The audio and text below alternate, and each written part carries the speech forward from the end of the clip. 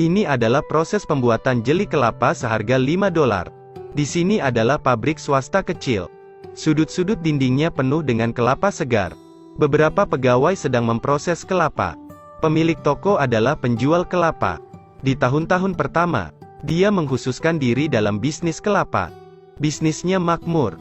Kemudian dia menikahi seorang istri muda yang cantik. Tetapi karena perjalanan bisnis yang sering, istrinya menyuruhnya untuk membuka toko jeli kelapa. Dengan cara ini, dia tidak harus sering keluar untuk berdagang. Tetapi dia dapat menjual kelapa di rumah. Jika tidak, dia mungkin akan menjual dengan harga tinggi untuk mendapatkan uang lebih. Dan setelah memikirkannya, bos memutuskan untuk melakukannya. Sehingga kerajinan membuat jeli kelapa ini lahir.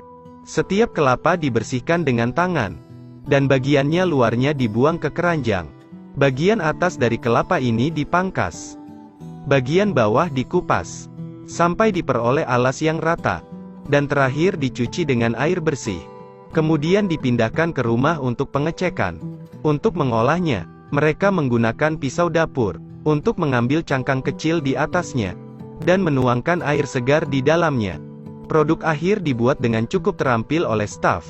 Semua karyawan di toko adalah kerabat pemilik, atau tetangga orang-orang yang tinggal di sana. Melakukan pekerjaan mudah, dan mendapatkan upah yang layak.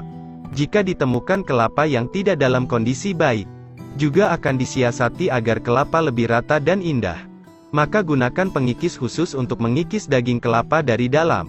Pada langkah ini, Anda harus mengikis semua daging kelapa. Dan sekaligus Anda tidak boleh membuang parutan kelapa.